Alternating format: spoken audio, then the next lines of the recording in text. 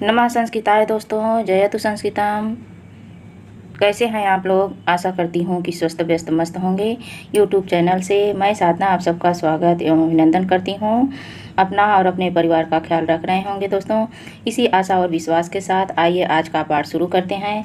आज हम लोग कठोर उपनिषद लेके हाजिर हुए हैं दोस्तों।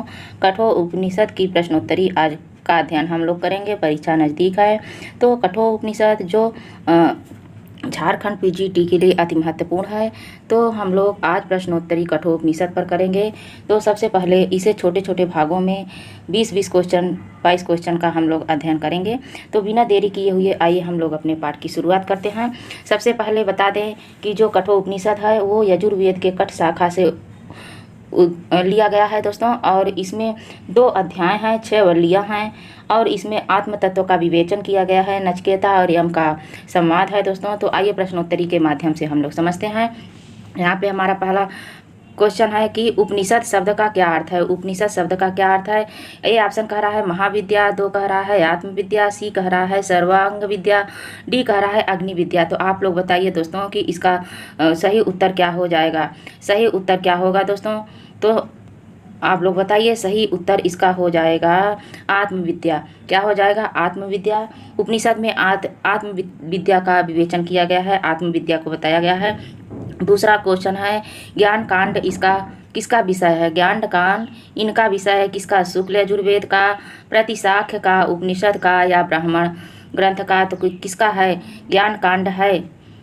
बताइए ज्ञान कांड क्या होगा? ABCD में कौन सा क्वेश्चन होगा? तो यहाँ पे सबसे पहले ज्ञान कांड में जो हमारा आएगा, ज्ञान कांड में उपनिषद आएगा। सही उत्तर हमारा उपनिषद हो जाएगा। उपनिषद ज्ञान कांड में आएगा दोस्तों। अगला क्वेश्चन है कि सुमेलित कीजिए। क्या कह रहा है? सुमेलित कीजिए। पहला है कि प्राचीन उपनिषद, पहला क्या कह रहा है? प्राचीन उपनिषद कठोर उपनिषद में, प्राचीन पद्यो उपनिषद बृहदारण्यक उपनिषद में, उत्तरकालिक गद्यो उपनिषद मुंडको उपनिषद में, अथर्वणो उपनिषद प्रश्नो उपनिषद में। तो आइए हम लोग इसको मिलाते हैं। पहले तो कुछ नहीं आता है तो मिलाने का सबसे आसान तरीका है कि जो यहाँ पे है हमारा इसका पहले मिलाइए। क का हो जाएगा 2। प्राचीन गद्य उपनिषद जो है वो बृहदारण्यक में है और प्राचीन पद्य उपनिषद जो है वह कठोर उपनिषद में है। कठोर उपनिषद का अध्ययन सभी लोग किए होंगे, पद्य में ही है, श्लोकों में ही है। उत्तर वैदिक गद्य उपनिषद जो है वह है प्रश्नोत्तर में। क्या है? उत्तर यानी प्रश्नो उपनिषद। अगर उत्तर कालिक यहाँ देखिए इससे मिलेगा कि उत्तर है तो प्रश्न तो जरूर करना पड़ेगा। जब प्रश्न है तभी तो उत्तर आएगा। अथर्वणो उपनिषद है मुंडको उपनिषद में। तो सबसे पहले हमारा यहाँ पे मिल जाएगा 2। क्या हो जाएगा? 2 हो जाएगा, 1 हो जाएगा पहले, उसके बाद यहाँ पे 4 हो जाएगा और 3 हो जाएगा। तो 2 1 4 3 डी ऑप्शन में है। क्या है? डी ऑप्शन में। उसके बाद अगला क्वेश्चन कह रहा है कि उपनिषदों का प्रथम भाषांतर फारसी भाषा में कब हुआ। ये ऑप्शन कह रहा है 15वीं शताब्दी में, बी कह रहा है 16वीं में, सी कह रहा है 17वीं में और डी कह रहा है 18वीं शताब्दी में। तो आप लोग बताइए क्या होगा? 15वीं, 16वीं, 17वीं और 18वीं क्या होगा? तो इसका सही ऑप्शन हो जाएगा सी ऑप्शन। 17वीं शताब्दी में उपनिषदों का भाषांतर फारसी भाषा में किया गया था। उसके बाद यहाँ पे अगला 5वां क्वेश्चन है दोस्तों। हमारा 5वां क्वेश्चन है जिसके द्वारा ब्रह्मा की समीपता निश्चित रूप से प्राप्त हो उसे क्या कहते हैं। उसे क्या कहते हैं? वेद कहते हैं या ब्राह्मण कहते हैं, उपनिषद कहते हैं, आरण्यक कहते हैं, क्या कहते हैं? तो इसका सही ऑप्शन हो जाएगा, इसे उपनिषद कहते हैं। क्या कहते हैं? उपनिषद। सी ऑप्शन सही हो जाएगा, इसे उपनिषद कहते हैं। उसके बाद अगला क्वेश्चन है 6वां नंबर क्वेश्चन हमारा कह रहा है कि भगवान आद्य शंकराचार्य कियती नाम उपनिषदाम भाषा कृतवान। भगवान आदि शंकराचार्य जो थे, थोड़ा सा छोटा कर लूँ, भगवान आदि शंकराचार्य है कियती नाम उपनिषदाम भाष्याम कृतवान। तो कह रहे हैं आदि शंकराचार्य कितनी उपनिषदों पर भाष्य लिखा है या भाष्य किया है। तो 7 पे, 10 पे, 13 पे, 15 पे। तो क्या सही ऑप्शन हो जाएगा? तो आदि शंकराचार्य के द्वारा यहाँ पे बी ऑप्शन सही हो जाएगा। 10 उपनिषदों पर भाष्य किया गया है, भाष्यम कृतवान यानी भाष्य किया है। 7वां नंबर का क्वेश्चन कह रहा है कि उपनिषद शब्दे कह धातु अस्ति। उपनिषद शब्द में कौन सी धातु है? सद धातु है, गम धातु है, पठ धातु है, पा धातु है। तो उपनिषद शब्द से ही पता चल रहा है कि इसमें क्या है, सद धातु है। ए नंबर ऑप्शन सही हो जाएगा। 8वां क्वेश्चन कह रहा है कि वेदा नाम अंतिम भागम क्या होगा, इत्युच्यते धर्मः उपनिषद उत्तमः ब्राह्मणः। क्या होगा, वेदा नाम अंतिम भाग, तो इसका सही ऑप्शन हो जाएगा बी, वेदा नाम अंतिम उपभाग उपनिषदः, क्या उपनिषदः। उसके बाद 9वां क्वेश्चन है। 9वां क्वेश्चन कह रहा है कि उपनिषद इति पदे कः प्रत्ययो अस्ति, यानी उपनिषद में कौन सा प्रत्यय है, यत प्रत्यय है, क्यू प्रत्यय है या अड़यत प्रत्यय है, क्या प्रत्यय है, क्या होगा दोस्तों। इसका सही ऑप्शन हो जाएगा बी नंबर ऑप्शन सही हो जाएगा, इसमें क्यू प्रत्यय है। उसके बाद अगला 10 नंबर क्वेश्चन आता है, अधस्थ युग्मा नाम समीचीना नाम तालिका चिन्हित। तो निम्नलिखित युग्मों की जो तालिका है उसे मिलाइए। तो ऑप्शन यहाँ देख लेते हैं। तो यहाँ पे पहला हो जाएगा आत्मनस्तु कामाय सर्वप्रियम भवति, यह कठोपनिषद में कहा गया है। मंत्रायणी संहिता तैतरीय उपनिषद में कहा गया है। या सत्यम वद धर्मः चर कृष्ण यजुर्वेद में कहा गया है। तो नचिकेतो उपाख्यानम बृहदारण्यको उपनिषद में कहा गया है। तो मिलाने का सबसे सही तरीका दोस्तों जो हमें आता है वो सबसे पहले मिलाएंगे। तो यहाँ देखेंगे नचिकेतो उपाख्यानम, तो नचिकेतो उपाख्यानम हमारा 1 नंबर ऑप्शन में मिल रहा है। उसके बाद देखते हैं आत्मानस्तु कामाय सर्वप्रथम भवति, तो यहाँ पे चौथे का 1 मिल रहा है। तो उसके बाद हो जाएगा पहले का क्या मिलेगा, पहले का चौथा हो जाएगा, यह बृहदारण्यक उपनिषद में कहा गया है। मैत्रियाणी संहिता यह कहा गया है कृष्ण यजुर्वेद में। तो इसका तीसरा हो जाएगा सत्यम वद धर्म, यह तैतरीय उपनिषद में कहा गया है, दूसरा हो जाएगा। यानी 4 3 2 1 4 3 2 1 कहाँ पे मिल रहा है। तो यहाँ पे देखेंगे कि 4 3 2 1 जो है वह हमारा सी ऑप्शन में मिल रहा है, 4 3 2 1, तो सी ऑप्शन सही हो जाएगा। अगला क्वेश्चन हम लोग देखते हैं, उपनिषदों का मुख्य प्रतिपाद्य क्या रहा है। उपनिषदों का मुख्य प्रतिपाद्य क्या रहा है दोस्तों, उपनिषदों का मुख्य प्रतिपाद्य क्या है, धार्मिक विषय है या दार्शनिक विषय है, सामाजिक परिवेश है, सामाजिक राजनीतिक विवेचन है। तो उपनिषदों का जो प्रतिपाद्य है वह दार्शनिक विषय है, बी ऑप्शन सही हो जाएगा। क्या होगा, बी ऑप्शन सही हो जाएगा, दार्शनिक विषय है दोस्तों। उसके बाद 12वां नंबर क्वेश्चन कह रहा है कि नचिकेतस अग्नेह उपदेष्टा अभवत।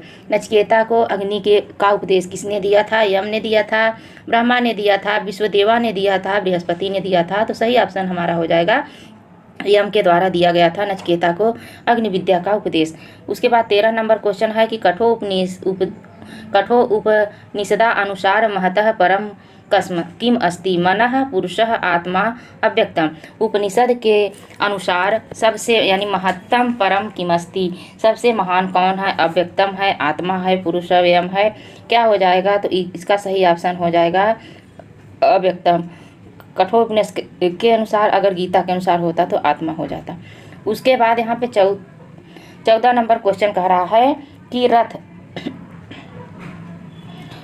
रूपम कुत्र विद्यते, रथ रूपम कुत्र विद्यते। तो यहाँ पे है कि छांदोग्य है या बृहदारण्यक में है या श्वेताश्वरे में है, कठे में है, किस में है। तो सही ऑप्शन हमारा डी हो जाएगा। कठोपनिषद में रथ रूपक का विद्यमान है, रथ रूपक के बारे में कठोपनिषद में बताया गया है। अगला हमारा क्वेश्चन है एतेषु सारथिः कः, एतेषु सारथिः यानी इन सब में सारथी किसे कहा गया है। तो क्या आत्मा को कहा गया है या मन को कहा गया है, शरीर को कहा गया है, बुद्धि को कहा गया है। तो इसे सब देख लेते हैं। बुद्धि को सारथी किसे कहा गया है, तो यहाँ पे सारथी बुद्धि को कहा गया है, किसको, बुद्धि को, सही ऑप्शन डी हो जाएगा। लेकिन शरीर को क्या कहा गया है, तो शरीर को रथ कहा गया है दोस्तों। आत्मा को क्या कहा गया है, आत्मा को रथी कहा गया है। और जो मन है वह मन हमारा क्या है, लगाम है।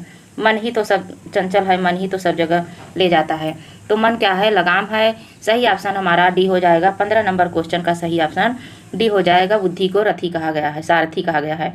उसके बाद 16 नंबर क्वेश्चन कह रहा है कृष्ण यजुर्वेद संबंध अस्ति, कि कृष्ण यजुर्वेद से छांदोग्य उपनिषद है या कठोपनिषद है, ऐतरेय उपनिषद है या ईशोवासो उपनिषद है, क्या है।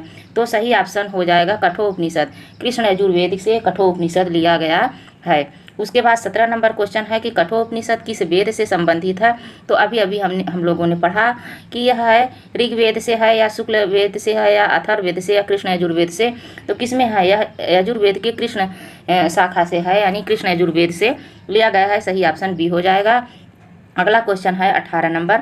कठोपनिषद नचिकेता द्वितीय वर रूपेण किम लब्धवान।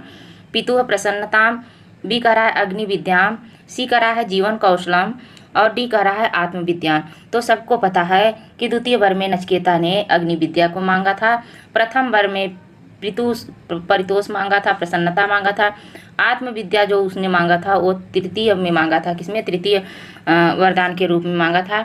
तो सही ऑप्शन बी हो जाएगा, अग्नि विद्या, द्वितीय के रूप में अग्नि विद्या को माना था।